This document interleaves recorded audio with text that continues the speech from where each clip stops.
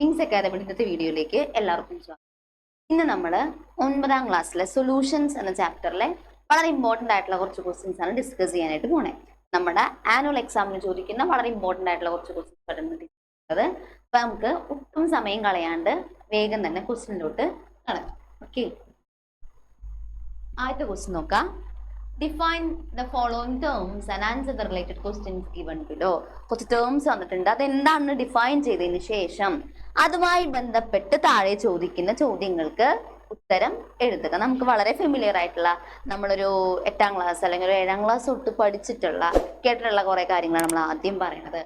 നോക്കിയേ, സൊല്യൂട്ട് അല്ലെങ്കിൽ ക്ലീനം. എന്താണ് സൊല്യൂട്ട് എന്ന് വെച്ചാൽ substance which dissolve is called solute. ലയിക്കുന്ന പദാർത്ഥത്തിനെയാണ് നമ്മൾ സൊല്യൂട്ട് എന്ന് വിളിക്കുന്നത്. അല്ലെങ്കിൽ വേറൊരു ഡെഫിനേഷൻ ഉണ്ട്, the substance which is present in smaller amount. കുറച്ച് എമൗണ്ട് ഉള്ള ആളെയാണ് നമ്മൾ ഇന്ന് വിളിക്കുക സൊല്യൂട്ട് എന്ന് വിളിക്കാം. സൊല്യൂട്ട് മലയാളത്തിലെ ലീനം എന്നാണ് പറയാ കേട്ടോ. Okay, the substance which is present in small amount, വളരെ കുറവ് എമൗണ്ട് ഉള്ള സബ്സ്റ്റൻസിനെയാണ് നമ്മൾ സൊല്യൂട്ട് എന്ന് വിളിക്കുന്നത്. അല്ലെങ്കിൽ ലയിക്കുന്ന സബ്സ്റ്റൻസിനെയാണ് നമ്മൾ സൊല്യൂട്ട് എന്ന് വിളിക്കുന്നത്. അടുത്ത എന്താ? സോൾവെന്റ്. എന്താണ് സോൾവെന്റ് അല്ലെങ്കിൽ ലായകം? എന്താണ് സോൾവെന്റ് അല്ലെങ്കിൽ ലായകം എന്ന് വെച്ചാൽ the substance in which the solute dissolve is called solvent. എന്തിലാണോ സൊല്യൂട്ട് ഡിസോൾവ് ചെയ്യുന്നത്, ഓക്കെ, എന്തിലാണോ സൊല്യൂട്ട് ഡിസോൾവ് ചെയ്യുന്നത് ആ സബ്സ്റ്റൻസിനെ വിളിക്കുന്ന പേരാണ് എന്ത്? സോൾവെന്റ്. അല്ലെങ്കിൽ ദ കമ്പോണന്റ് അല്ലെങ്കിൽ substance which is present in higher amount. കൂടുതൽ എമൗണ്ട് ഉള്ള സബ്സ്റ്റൻസിനെയാണ് നമ്മൾ ഇന്ന് വിളിക്കുക സോൾവെന്റ് എന്ന് വിളിക്കുക. ഡെഫിനേഷൻ പഠിച്ചു വെക്കുക, അതിൽ ഏത് എഴുതിയാലും നമുക്ക് മാർക്ക് കിട്ടും കേട്ടോ. ഓക്കെ, അടുത്ത എന്താ? സൊല്യൂഷൻ. എന്താണ് സൊല്യൂഷൻ? നമുക്കറിയാലോ, a solute and solvent combine to form solution. അല്ലെ, സൊല്യൂട്ടും സോൾവെന്റും ചേർന്നിട്ടാണ് എന്തുണ്ടാവുന്നത്? സൊല്യൂഷൻ ഉണ്ടാവുന്നത്. ഒരു ലായകവും ലീനവും ചേർന്നാല് എന്തുണ്ടാവും? ലായനി ഉണ്ടാവും. Okay, when solute dissolves in solvent, solution is solute സോൾവെന്റിൽ ഡിസോൾവ് ചെയ്യുമ്പോൾ, ലയിക്കുമ്പോഴാണ് നമുക്ക് എന്തുണ്ടാവുന്നത്? സൊല്യൂഷൻ ഉണ്ടാകുന്നത്. ഓക്കെ, വളരെ എളുപ്പമാണ്. വളരെയധികം പരിചിതമായിട്ടുള്ള അല്ലെങ്കിൽ ഫെമിലിയർ ആയിട്ടുള്ള കുറച്ച് ടേംസ് ആണ് നമ്മൾ ഡിസ്കസ് ചെയ്തത്. അടുത്ത് നോക്കിയേ, എന്താണ് സോളുബിലിറ്റി? സോളുബിലിറ്റിയുടെ ഡെഫിനേഷൻ വളരെ ഇമ്പോർട്ടൻ്റ് ആണ്, പഠിച്ചു വെച്ചോളണം. സോളുബിലിറ്റി എന്താണ്? സോളുബിലിറ്റി എന്ന് വെച്ചാൽ the amount of solute. Okay, സൊല്യൂട്ടിന്റെ amount is required to saturate 100 gram of a solvent at a given temperature. ഈ വേർഡ് വളരെ ഇമ്പോർട്ടൻ്റ് ആണ്. At a given temperature is called solubility of the solute in that solvent. അതായത് 100 gram amount ഉള്ള ഒരു സോൾവെന്റിനെ saturate ചെയ്യാൻ വേണ്ടിയിട്ട്, okay, saturate ചെയ്യാനായിട്ട് add ചെയ്യേണ്ട സൊല്യൂട്ടിന്റെ അളവിനെയാണ് നമ്മൾ എന്ന് പറയുന്നത് സോളുബിലിറ്റി എന്ന് പറയുന്നത്. ടെമ്പറേച്ചർ ഫിക്സ്ഡ് ആയിരിക്കണം. ടെമ്പറേച്ചർ മാറുമ്പോൾ സോളുബിലിറ്റിയിൽ വ്യത്യാസം ഉണ്ടാവും. ഈ ഡെഫിനേഷൻ നിങ്ങൾ പഠിച്ചു വെക്കുക. എന്താണ് solubility? The amount of solute. സൊല്യൂട്ടിന്റെ എമൗണ്ടിനെയാണ് നമ്മൾ സോളുബിലിറ്റി എന്ന് പറയുന്നത്. എന്തിനുള്ള എമൗണ്ട്? 100 gram ഉള്ള ഒരു സോൾവെന്റിനെ സാച്ചുറേറ്റഡ് ആക്കാൻ, പൂരിതമാക്കാൻ വേണ്ടിയിട്ട് ആഡ് ചെയ്യേണ്ട സൊല്യൂട്ടിന്റെ അളവിനെയാണ് നമ്മൾ ഇന്ന് വിളിക്കുന്നത് സോളുബിലിറ്റി എന്ന് പറയുന്നത്. ടെമ്പറേച്ചർ എന്ന വേർഡ് അവിടെ ഇമ്പോർട്ടൻ്റ് ആണ്. ടെമ്പറേച്ചർ മാറിയാൽ സോളുബിലിറ്റി മാറും, അത് ഓർത്ത് വയ്ക്കാം. നെക്സ്റ്റ് കുറച്ച് ക്വസ്റ്റ്യൻസ് ആണ്. What is A solute in soda water? Soda water നമുക്കൊക്കെ ഇഷ്ടമാണ് അല്ലെ. അപ്പൊ സോഡാ വാട്ടറിലുള്ള സൊല്യൂട്ട് എന്ത്? അതായത് നമ്മുടെ വെള്ളത്തില്, വാട്ടറില് carbon dioxide high pressure ഉപയോഗിച്ചിട്ട് ഡിസോൾവ് ചെയ്യുമ്പോഴാണ് എന്തുണ്ടാവുന്നത്? സോഡാ വാട്ടർ ഉണ്ടാവുന്നത്. അതായത് സോഡാ വാട്ടറിലുള്ള സൊല്യൂട്ട് എന്ന് പറയുന്നത് ആരാണ്? നമ്മുടെ CO2 അല്ലെങ്കിൽ കാർബൺ ഡൈ ഓക്സൈഡ് ആണ്. സോഡാ വാട്ടറിലുള്ള സൊല്യൂട്ട് ആണ് എന്ത്? കാർബൺ ഡൈ ഓക്സൈഡ് അല്ലെങ്കിൽ CO2. നോക്കാം, name the solvent that dissolves common salt. Common salt എന്ന് പറഞ്ഞാൽ നമ്മുടെ സോഡിയം ക്ലോറൈഡ്, NaCl. അപ്പൊ NaCl ഡിസോൾവ് ചെയ്യുന്ന സോൾവെന്റിന്റെ പേര് നമ്മൾ പഠിച്ചിട്ടുണ്ട്. Like dissolves like. ഒരേപോലുള്ള സാധനങ്ങളെ ഡിസോൾവ് ചെയ്യിക്കുന്നു അല്ലെ. പോളാർ സോൾവെന്റ് ആണെങ്കിൽ അല്ലെങ്കിൽ അയണിക് കോമ്പൗണ്ട്സ് ആണെങ്കിൽ പോളാർ സോൾവെന്റിൽ ഡിസോൾവ് ചെയ്യുള്ളൂ എന്നൊക്കെ പറഞ്ഞ് നമ്മൾ പഠിച്ചിട്ടുണ്ട്. ഓക്കെ, അപ്പൊ സോഡിയം ക്ലോറൈഡിനെ ഡിസോൾവ് ചെയ്യിക്കുന്ന സോൾവെന്റ് ആണ് നമുക്ക് വളരെ ഫെമിലിയർ ആയിട്ടുള്ള യൂണിവേഴ്സൽ സോൾവെന്റ് എന്നറിയപ്പെടുന്ന വാട്ടർ. ഓക്കെ, സോഡിയം ക്ലോറൈഡിനെ ഡിസോൾവ് ചെയ്യിക്കുന്ന സോൾവെന്റ് ആണ് ആര്? Water. Okay, explain what is meant by solubility of copper sulfate at 25 degrees Celsius. Okay, 25 degrees Celsius. Explain what is meant by solubility of copper sulfate at 25 degrees Celsius. എന്താണെന്ന് വെച്ചാൽ അതായത് 25 degree സെൽഷ്യസിൽ 100 gram സോൾവെന്റിന് saturate ആക്കാനായിട്ട് എത്ര amount copper sulphate വേണം? Okay, അതായത് temperature 25 degree ആയിരിക്കുമ്പോൾ 100 gram ഉള്ള ഒരു സോൾവെന്റിന് സാച്ചുറേറ്റഡ് ആക്കാൻ വേണ്ടിയിട്ട് അതിലേക്ക് എത്ര എമൗണ്ട്, എത്ര ഗ്രാം കോപ്പർ സൾഫേറ്റ് ആഡ് ചെയ്യേണ്ടി വരും? അതിനെയാണ് നമ്മൾ കോപ്പർ സൾഫേറ്റിന്റെ സോളുബിലിറ്റി അറ്റ് 25 ഡിഗ്രി സെൽഷ്യസ് എന്ന് പറയുന്നത്. ഓക്കെ, പറഞ്ഞായിരുന്നോ 25 ഡിഗ്രി സെൽഷ്യസിൽ 100 ഗ്രാം ഉള്ള ഒരു സോൾവെന്റിന് സാച്ചുറേറ്റഡ് ആക്കാൻ വേണ്ടിയിട്ട് എത്ര എമൗണ്ട് കോപ്പർ സൾഫേറ്റ് ആഡ് ചെയ്യേണ്ടി വരും? അതിനെയാണ് നമ്മൾ കോപ്പർ സൾഫേറ്റിന്റെ സോളുബിലിറ്റി അറ്റ് 25 ഡിഗ്രി സെൽഷ്യസ് എന്നതുകൊണ്ട് അർത്ഥമാക്കുന്നത്. നെക്സ്റ്റ് ക്വസ്റ്റ്യൻ നോക്കാം. How much water in ml is needed to dissolve 200 gram of potassium nitrate for preparing a solution having concentration 20%? അതായത് മാസ് പെർസെൻറ്റേജ് 20% ഉള്ള ഒരു സൊല്യൂഷൻ ഉണ്ടാക്കാൻ വേണ്ടിയിട്ട് നമ്മൾ സൊല്യൂട്ട് എടുത്തേക്കുന്നത് 200 ഗ്രാം ആണ്. അതിനെ ഡിസോൾവ് ചെയ്യിക്കാനായിട്ട് എത്ര എമൗണ്ട് സോൾവെന്റ് നമ്മൾ യൂസ് ചെയ്യണം? അതാണ് ക്വസ്റ്റ്യൻ. നമുക്കറിയാം ഈ ചാപ്റ്റർ നമുക്ക് ഒരേ ഒരു ഇക്വേഷനെ പഠിക്കാനുള്ളൂ. അത് മാസ് പെർസെൻറ്റേജ് കാണാനുള്ള ഇക്വേഷൻ ആണ്. എന്താണത്? Mass percentage equal to mass of solute divided by mass of solution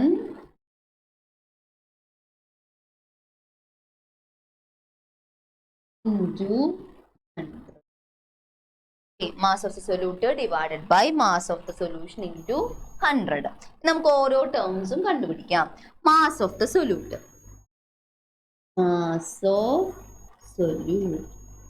സൊല്യൂട്ടിന്റെ mass എന്ന് പറയുന്നത് എത്രയാ?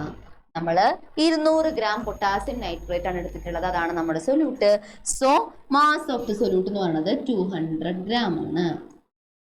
അടുത്തത് മാസ് ഓഫ് സോൾവെന്റ്, അതാണ് നമ്മൾ കണ്ടുപിടിക്കേണ്ടത്. ഓക്കെ, മാസ് ഓഫ് സോൾവെന്റ് ആണ് കണ്ടുപിടിക്കേണ്ടത്. അതല്ലെങ്കിൽ അതാണ് നമുക്ക് അറിയാത്തത്. അറിയാത്ത സാധനം നമ്മൾ എന്തായിട്ട് എടുക്കുകയാണ്? എക്സ് ആയിട്ട് എടുക്കുകയാണ്. So mass of the solvent equal to X. എന്ത് കണ്ടുപിടിക്കാം? മാസ് ഓഫ് സൊല്യൂഷൻ കണ്ടുപിടിക്കാം. മാസ് ഓഫ് സൊല്യൂഷൻ, സൊല്യൂഷന്റെ മാസ് എങ്ങനെയാണ് കണ്ടുപിടിക്കുക?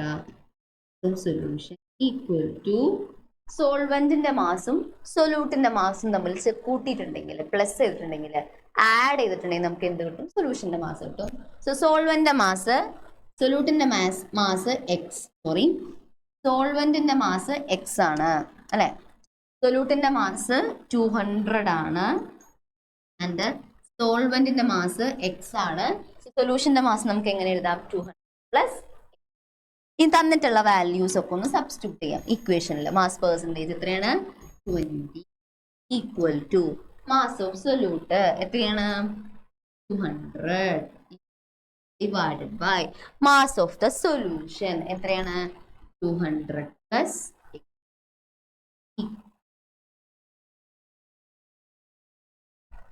ഇനി നോക്കാം. 20 ഈക്വൽ ടു ഇതും കൂടെ ഇൻറ്റു ചെയ്യാം. Divide by plus x. ഇനി ഈ എക്സ് എന്ന് പറഞ്ഞ ടേം ആണ് കണ്ടുപിടിക്കേണ്ടത് അല്ലെ. ഇനി നമുക്ക് ഇങ്ങോട്ട് എടുക്കാം, ഇനി നമുക്ക് ഇങ്ങോട്ട് എടുക്കാം. അപ്പൊ എന്ത് വരും? 200 plus x equal to 20,000 divide by 20 അല്ലെ. നമുക്ക് ഇവിടേക്ക് എടുത്തെഴുതാണേ. 200 പ്ലസ് എക്സ് 1000. എക്സ് അല്ലേ കണ്ടുപിടിക്കണ്ടേ? എക്സിന് ഇവിടെ നിർത്താം. ഈ 200 ഇങ്ങോട്ട് എടുക്കാം. അപ്പൊ നമുക്ക് എന്ത് വരും? പ്ലസ് 200 എത്രയോ മൈനസ് ആവും. മൈനസ് 200 ഈക്വൽ അത് 800 ml വാട്ടർ എടുത്താലാണ് നമുക്ക് 20% മാസ് പെർസെൻറ്റേജ് ഉള്ള പൊട്ടാസ്യം നൈട്രേറ്റിന്റെ സൊല്യൂഷൻ ഉണ്ടാക്കാനായിട്ട് പറ്റുള്ളൂ. അത്രേ ഉള്ളൂ കേട്ടോ. ഓക്കെ, നെക്സ്റ്റ് ക്വസ്റ്റ്യൻ നോക്കാം. You must have seen that sodium metal or sodium chloride salt is placed in water, it will disappear. Do the two changes occurs in same way? Justify your answer. അതായത് നമ്മളൊരു ബീക്കറിൽ കുറച്ച് വെള്ളം എടുത്തതിന്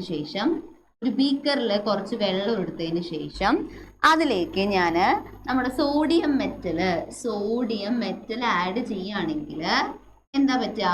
പെട്ടെന്ന് തന്നെ ഈ sodium metal വാട്ടറായിട്ട് vigorous ആയിട്ട് react ചെയ്യും.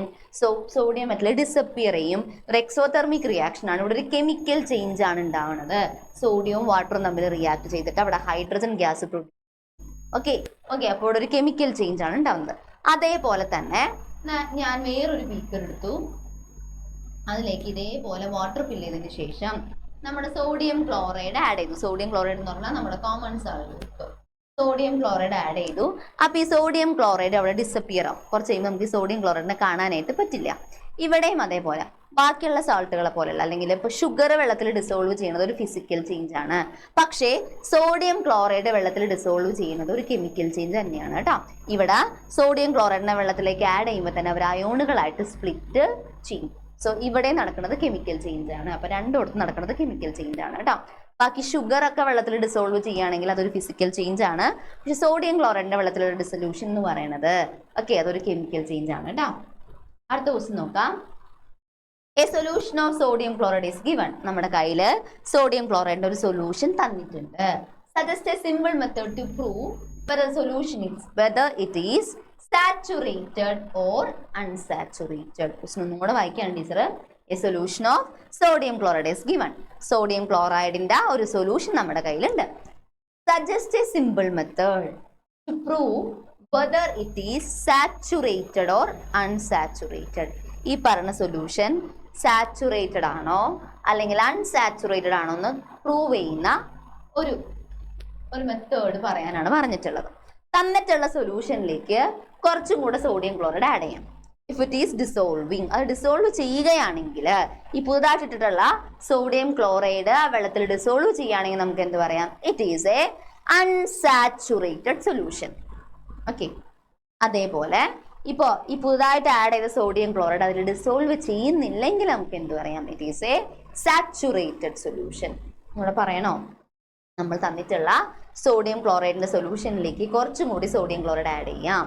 അത് ഡിസോൾവ് ചെയ്യുന്നില്ല എങ്കിൽ നമുക്ക് എന്ത് പറയാം? ഇത് സാച്ചുറേറ്റഡ് സൊല്യൂഷൻ ആണ്. കാരണം സാച്ചുറേറ്റഡ് സൊല്യൂഷനിൽ ഓൾറെഡി മാക്സിമം എമൗണ്ട് സൊല്യൂട്ട് അവിടെ ഉണ്ട്.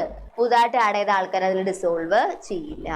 ഓക്കെ, ഇനി ഡിസോൾവ് ചെയ്യുന്നുണ്ടെങ്കിൽ നമുക്ക് എന്ത് പറയാം? It is unsaturated solution. അത് അൺസാച്ചുറേറ്റഡ് ആയിട്ടുള്ള സൊല്യൂഷൻ ആണ്. അതിലേക്ക് ഇനിയും സൊല്യൂട്ടുകൾ നമുക്ക് ആഡ് ചെയ്യാനായിട്ട് പറ്റും. അത്രേ ഉള്ളൂ കേട്ടോ. നെക്സ്റ്റ് ക്വസ്റ്റ്യൻ നോക്കാം. Suppose we want to change a saturated solution to unsaturated solution. Suggest any method. നമുക്കൊരു സാച്ചുറേറ്റഡ് സൊല്യൂഷനെ അൺസാച്ചുറേറ്റഡ് ആക്കണമെങ്കിൽ എന്തൊക്കെ മെത്തേഡ്സ് ചെയ്യാം? ഒന്ന്, അതിലേക്ക് കൂടുതൽ മോൾ സോൾവെന്റ് ആഡ് ചെയ്യാം.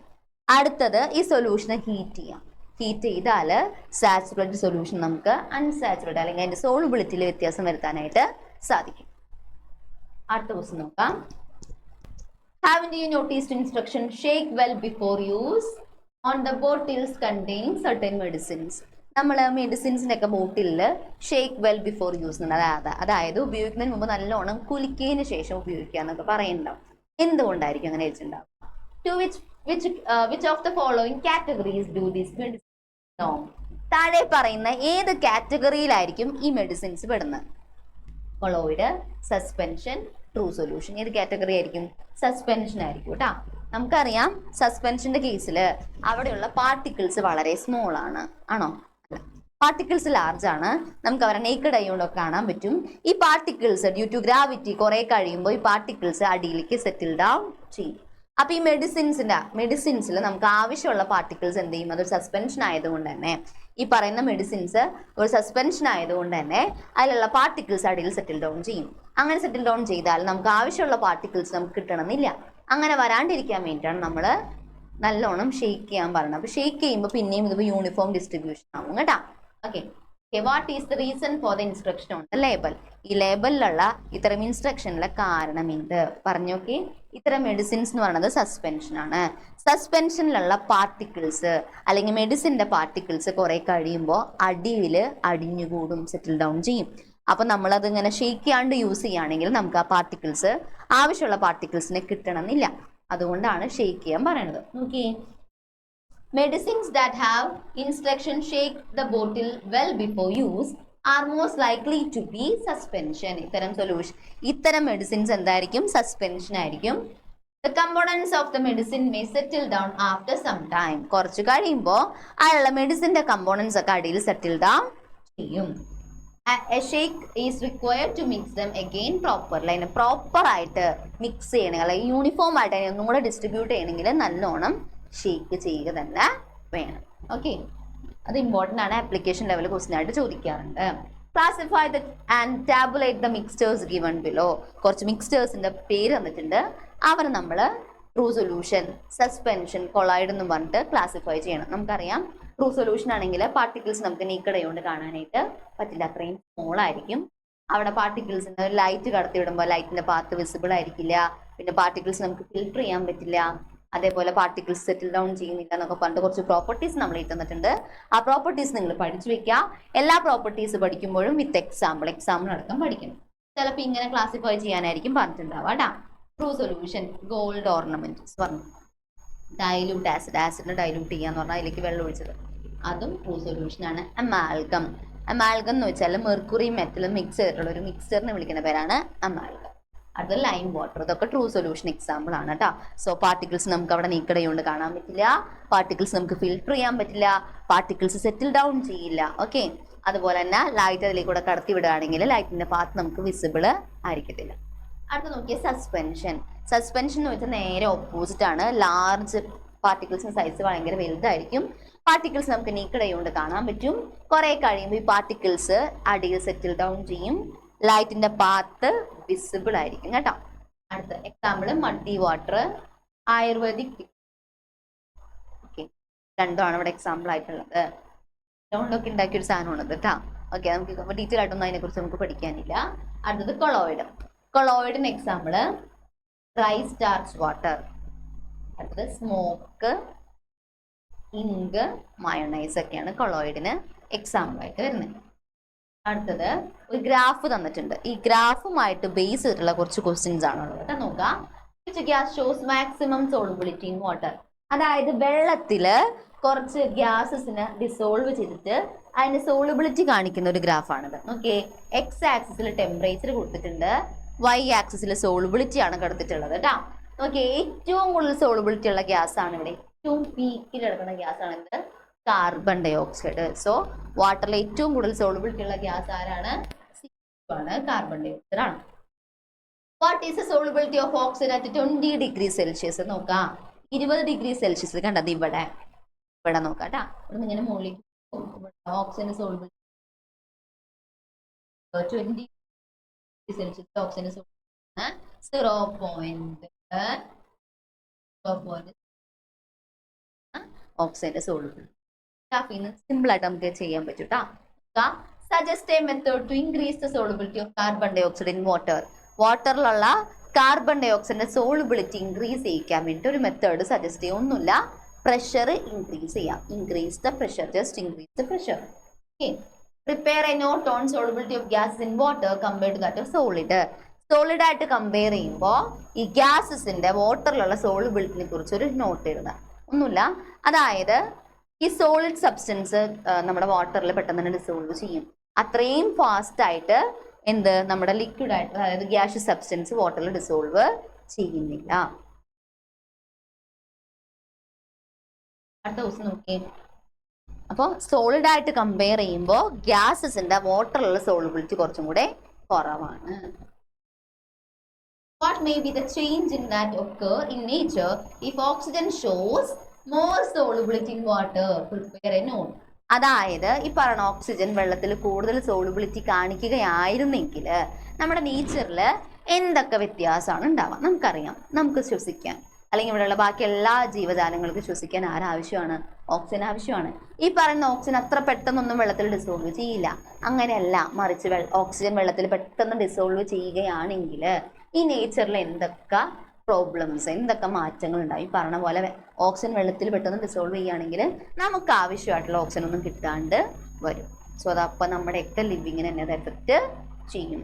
അതുകൊണ്ടൊക്കെ തന്നെയാണ് വാട്ടറിലുള്ള ഈ ഗ്യാഷ്യസ് സബ്സ്റ്റൻസ് സോൾബിലിറ്റി കുറയാനുള്ള കാരണം. അത്ര പെട്ടെന്നൊന്നും ഗ്യാസസ് വെള്ളത്തിൽ ഡിസോൾവ് ചെയ്യില്ല. ഡിസോൾവ് ചെയ്യില്ല എന്നല്ല, കമ്പയർ ടു സോളിഡ് സബ്സ്റ്റൻസ് ആയിട്ട് കമ്പയർ ചെയ്യുമ്പോൾ ഗ്യാസസിന്റെ സോൾബിലിറ്റി കുറവാണ്. നോക്കാട്ടാ. If oxygen dissolves in excess in water, വാട്ടറിൽ എക്സസീവ് ആയിട്ട് ധാരാളമായിട്ട് ഓക്സിജൻ ഡിസോൾവ് ചെയ്യുകയായിരുന്നെങ്കിൽ it will affect the balance of നേച്ചറിന്റെ ബാലൻസിനെ തന്നെ അത് എഫക്ട് ചെയ്യുമായിരുന്നു. If atmospheric oxygen is dissolved in large quantities, the direct availability of oxygen will decrease. അതായത് ഈ പറയുന്ന അറ്റ്മോസ്ഫിയറിക് ഓക്സിജൻ വെള്ളത്തിൽ ധാരാളമായിട്ട് ഡിസോൾവ് ചെയ്യുകയാണെങ്കിൽ ഓക്കെ എന്ത് പറ്റും, നമുക്ക് ആവശ്യമുള്ള ഓക്സിജന്റെ അളവ്, നമുക്ക് അവൈലബിൾ ആയിട്ടുള്ള ഓക്സിജന്റെ അളവ് കുറയും. Influence all the life process. അപ്പോൾ നമ്മുടെ ലൈഫിലുള്ള, നമ്മുടെ ശരീരത്തിൽ നടക്കുന്ന അല്ലെങ്കിൽ മറ്റു ജീവികളുടെ ശരീരത്തിൽ നടക്കുന്ന എല്ലാവിധ പ്രോസസ്സും എഫക്റ്റ് ചെയ്യും. അപ്പൊ ഈ സൊല്യൂഷൻ എന്ന് പറയുന്ന നമ്മുടെ ചാപ്റ്ററിൽ നിന്ന് ചോദിക്കുന്ന വളരെ ഇമ്പോർട്ടൻ്റ് ആയിട്ടുള്ള കുറച്ച് ക്വസ്റ്റ്യൻസ് ആണ് നമ്മൾ ഡിസ്കസ് ചെയ്തത്. ഓക്കെ, അപ്പൊ ഈ ക്വസ്റ്റ്യൻസ് ഒക്കെ നിങ്ങൾ ചെയ്തുക. എന്തെങ്കിലും ഡൗട്ട് ഉണ്ടെങ്കിൽ ടീച്ചറോട് ചോദിക്കുക. ഇതുപോലുള്ള വീഡിയോസുമായിട്ട് നമുക്ക് പിന്നെയും കാണാം. ബൈ.